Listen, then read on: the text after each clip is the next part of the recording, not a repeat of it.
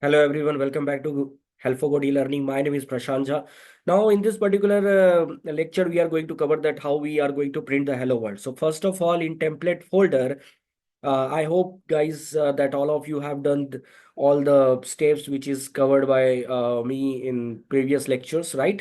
So I just consider that you have covered all those things and you have done all your tasks. So inside of this index.html, I'll just type inside of h3 tag. Okay, you should have a basic knowledge about the HTML, guys. Okay, basic knowledge about the HTML, right? If you have advanced knowledge about the HTML, then it is also very much good. So here I'm just gonna write hello world. Okay, that's it. And I'm just save this file. Already it is saved. Auto save is on my system. So there is no issue. Okay, now if you check the polls app, guys, here, okay, if you check this polls app, I'll just show you this polls app. So in that inside of this polls app, there is no URL file. So by default, we did not receive the URL file.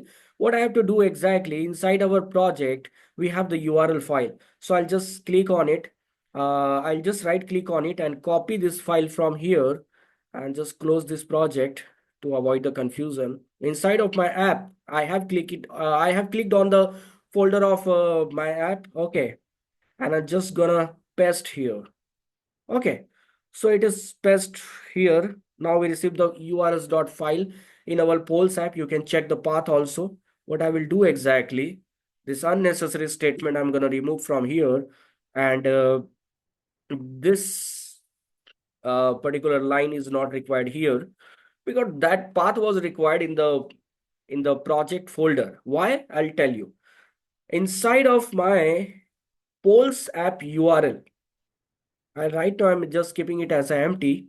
Okay, I'll show you what I'm going to decide. See, URL is nothing but a path, right? A path. So path means how your Django will know that it has to jump on your index.html file. Okay, so index.html file, if you're talking about that, it has to jump on the index.html file. How it is possible? It is possible because of this path. Okay, so we have to set the path. Understand? We have to carefully set the path of this index.html, but before of it we have to go inside of our polls app, and inside of polls app we have the views file, and just try to remind your I'll tell you that just remember in the first lecture or in the MVT lecture I have explained about the views.py file, that this file is responsible to write the business logic. Also we can say that views is a business logic layer. We handle the business logics. That means we write the logic here. The entire logic is depend on here. And I'll tell you there are two ways to write a logic in the views.py file. One is a function based views. Another one is your class based views. Right now I am explaining about the function based views. In future also, in upcoming lecture, maybe in any one lecture, I'm gonna cover that how we can able to write the class based views. Right now I'm explaining the function based views, and it is simple to implement. Okay, you need to know that how to use the user defined function. Okay, so function based views means we have to write the function. I'm just gonna create the function. I have named this function as the index. Whatever the request will come from the server, that request will accept in this particular parameter. So you can see here inside my index function, I have kept the parameter name as a request. So to accept the request from the server, and I'm just going to write a return render. So you can see here the render function is already imported here. So there are two things, guys. From this Django.shortcuts, you can import the render. Render function is used to send the dynamic data, especially responsible to send the dynamic data like your database data. You are retrieving your database data and you're sending that data, you're forwarding that data towards your browser for your end user access. Okay, so that is possible by using the render function. Instead of that, if you have a suppose a static message, so for static message there is another function is also there, which is http response, but right now we are not using http response. I'll show you that how in future we can able to use the http response. Right now I'm using the render function. In the render function, first of all, we are using the request comma. Second is your index.html file, guys. This is your file name. And as you know that when your function will receive the request, okay, so after receiving the request, obviously this function will return the response. Obviously this function will return the response. As you know that, guys, when you got the message, WhatsApp message or text message on your phone, so that is kind of, suppose you got the message for a request, you will respond on that message. Similarly, when you get the call, when you pick the call, you accept the call, then you respond on the call. Similarly, when your function accept the request, it will give the response, it will return the response. So we are returning the response by using the render function, and on which page we are looking to give the response, on which page we are looking to send the response. So definitely our index.html page, this page, on this page we want to show the response. Okay, so I have just created this index.html file. Okay, index.html file I have created here. That's a fine. Now let's go to the URLs py file in our polls app. Okay, so here we have a path function. What I'll do exactly, see, in the path function we pass the three argument. First is your URL pattern, second is your views function name. Okay, views function name, whatever the function you have created inside the views.py file, and third is your URL name. So right now the first is your URL pattern, so I'm just keeping it as a name index. Okay, second, I'm looking to access this index function. This function I'm looking to access inside my urls.py file. Now the concept of importing, so how you are able to access the function from one module to another module, that means from views.py file to urls.py file. First of all, we have to import this views.py file here, and as you know that both the file are present inside of same drive, inside the same folder, inside the same package, we can say that. Okay, so from dot import views, I can write this shortcut also. Okay, from dot import views. Now as you know that how we are able to access, as if you have used the numpy file pandas, so you know that if you're looking to access any function of the numpy, so if you have created the shortcut name of your numpy, or maybe you have not created the shortcut name of your numpy, so by using a numpy module name you are able to access. For example, numpy dot I have called the arrange function, numpy dot I call the ones function, numpy dot I call the zeros function.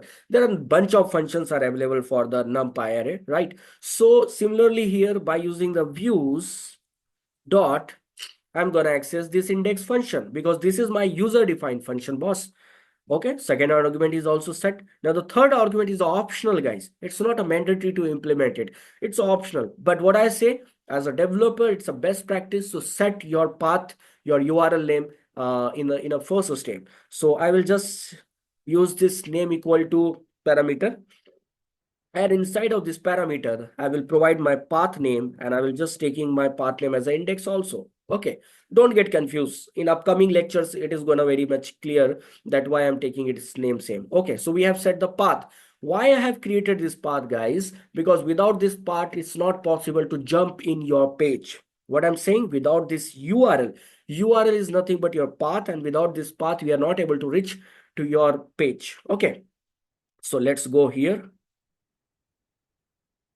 Okay, I will just start the server. Python manage .py run server. Okay, fine, that's good. Okay, my server is running. What happened? If you're getting any kind of error, make sure that you have saved your file.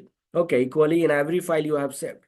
So again, I'm mentioning, if you have not on your autosave mode, please on that. Okay, let's click on this URL, this port number, and follow this link. It will on your default browser. So right now you can see we got this error, and the error name is a page not found error. So page not found, why we have received this error? What's the reason? So page not found because here you can see in the port number we have a 8000 port number, and let me check my URL. So here in the app URL we have the index, this is our URL pattern. So if I'm gonna write here /index, if I enter, so I can see the hello world. I can see the hello world, which hello world I have write down in my index.html page, guys. Okay, understand? Right. So why it is required? Because nobody user will come and type the index. So see, this index, this URL, this particular input, this URL pattern is going to match this first argument. So understand always what you have to do. So when first time when we run this server, we got this by default port number. That means there is an empty URL. There is no URL name. There is no, sorry, there is no URL pattern. So if there is no URL pattern, I will keep it as an empty. No space, only keep it as empty. Now you can see I have a auto save on, so it is saving automatically. Okay, this ID is saving automatically. And if I'm gonna refresh this page, Control Shift R, so Control Shift R, if you press, so it gonna refresh your particular tab, and you can see here I received the hello world without typing, without giving the input as a index. I have not write down here, I have not given like slash index. No need to provide, no need to write this line. Okay, so without that also we have received, because I keep it as a empty. Now let's talk about your project URLs. Why I have write down this include function, and inside of include function, why I have write down that my app name dot urls. So you know the CCPP, there is a main function, guys, and you know the importance of main function, that main function, what happened exactly, your execution start from the main function. Okay, so gets memory first, that's why. Similarly here we are not having any main function, but I just want that from this URL file, what should happen, that my app, all the URLs of my app, all the URLs, what I'm saying, all the URLs of my app should get called from this particular location. And that's why I have included my app name along with .urls. So what I'm telling here, that by using my app name, I'm calling my URLs, okay, whatever the URLs are inside of my polls app of urls.py file. Okay, whatever URL, suppose you have included 100 URLs here, all the URLs will get recognized by here. Okay, here, that's why I've included. So I hope, guys, you have understood very well about this, that how we are able to successfully manage this, and this function is able to return the response on your index.html page, and on the index.html page we have the hello world. Instead of hello world, if you are interested to write anything else, so you can write. I'll give you the task here. The task is that you should at least create a 3-4 URLs. Like I have created the index.html, you should also create about.html, service.html, and try to make it the URL to jump on the respective pages. Okay, so just try to make your URL like that, make the programs, make the models like you should able to jump on from one page to another page, as like we are using the real world or real websites, right? You should get the experience like that. So I hope, guys, you have understood very well about this, that how we are able to print the hello world on our running server. Thank you very much.